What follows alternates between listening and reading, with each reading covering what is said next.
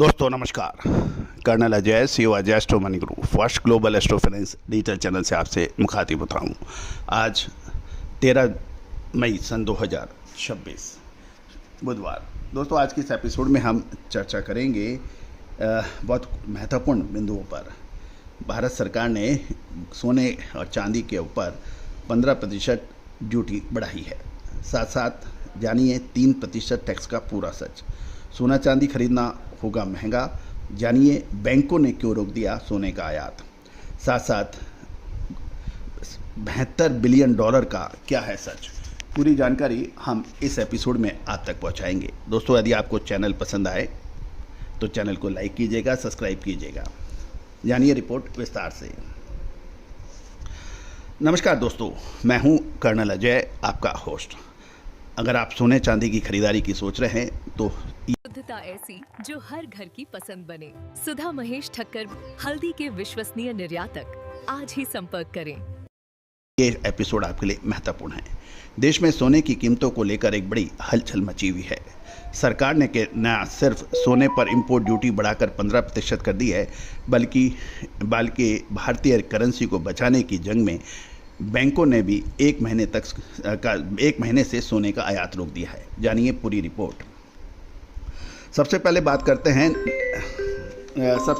बात करते हैं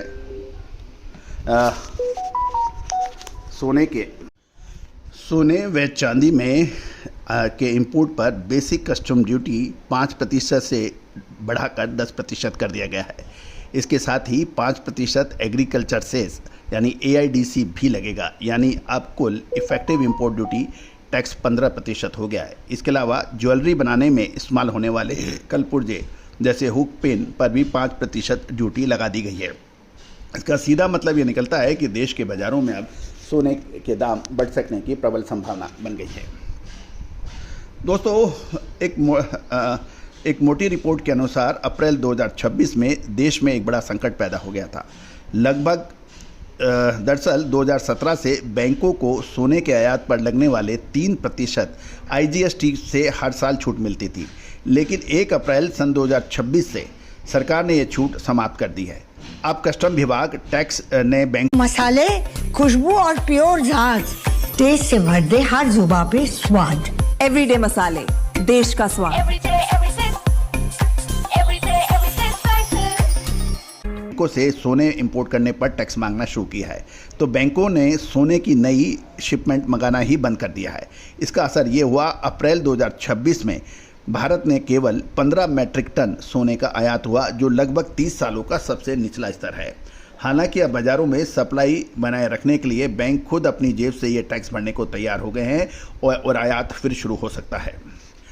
अब समझ लेते हैं कि डॉलर के मुकाबले भारतीय रुपया को बचाने की जंग क्या है। गौरतलब है कि आप सोचेंगे कि सरकार सोने के पीछे क्यों है। जवाब यह है कि हमारा बढ़ता हुआ इंपोर्ट बिल और गिरता हुआ विदेशी मुद्रा भंडार। फाइनेंशियल ईयर 2025-26 में भारत का कुल आयात बिल 775 अरब डॉलर का रहा, जो करीब 72 अरब डॉलर से में जो 775 अरब डॉलर का कुल आयात बिल था, उसमें से गोल्ड के ऊपर 72 अरब डॉलर खर्च हुए। आपको जानकर ये हैरानी होगी कि तेल के बाद सोना भारत का दूसरे सबसे बड़ा आयात फैक्टर बन चुका है। पिछले 3 सालों में सोने का आयात 35 अरब डॉलर 2022-23 में हुआ था, से दुगना होकर 72 अरब डॉलर यानी 2025-26 में पहुंच गया है। सरकार का मुख्य फोकस अब भारतीय रुपया को डॉलर के मुकाबले सेव करना है। चालू खाता यानी करंट अकाउंट डेफिसिट को कम करना है और रुपया को डॉलर के मुकाबले स्थिर करना है। दोस्तों ये भी ध्यान देने वाली बात यह है कि गोल्ड एक नॉन प्रोडक्टिव आइटम माना जाता है, यानी गोल्ड के आयात से दोबारा रिप्रोडक्शन कम है, यानी ज्वेलरी का निर्यात उसके मुकाबले काफ़ी कम है।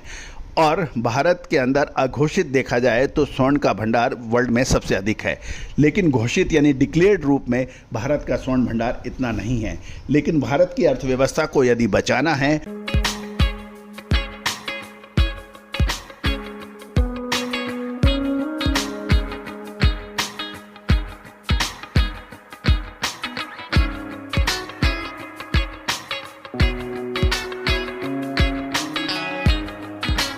तो ये एक साकार यानी ये एक कारगर कदम साबित हो सकता है। साथ साथ ये भी ध्यान देने वाली बात यह है कि डोमेस्टिक मार्केट में कीमतें इंटरनेशनल मार्केट से ऊपर चली जाने की भी खतरा पैदा हो गया है, जिससे ज्वेलरी की डिमांड घट सकती है। हालांकि यूएई से CEPA एग्रीमेंट के तहत जो सोना आता है उस पर अभी भी 1% ड्यूटी का फ़ायदा मिलेगा, लेकिन कीमतों में भारी अंतर होने से देश में सोने की तस्करी बढ़ने की भी प्रबल संभावना बन गई है। दोस्तों, अब ये महत्वपूर्ण ये है कि विदेशों में मुद्रा बचाने की ये जो जंग है और टैक्स है, क्या सोने की चमक को फीका कर देंगे? क्या आप अब सोना खरीदने का प्लान टालेंगे? अपनी राय कमेंट बॉक्स में दीजिए। साथ साथ प्रधानमंत्री श्री नरेंद्र मोदी ने भी जनता से आह्वान किया है कि 1 साल के लिए सोने की खरीदारी को पोस्टपोन करें या टाल दें। साथ साथ कच्चे तेल को सेव करने के लिए पेट्रोल और डीजल की खपत को कम करने के लिए कारपूलिंग, सार्वजनिक वाहन, बस, ट्रेन इसका इस्तेमाल करें। साथ साथ फ्रेट के लिए भी रेलवे का इस्तेमाल अधिक किया जाना है। तो दोस्तों, ये प्रधानमंत्री श्री मोदी की अपील है।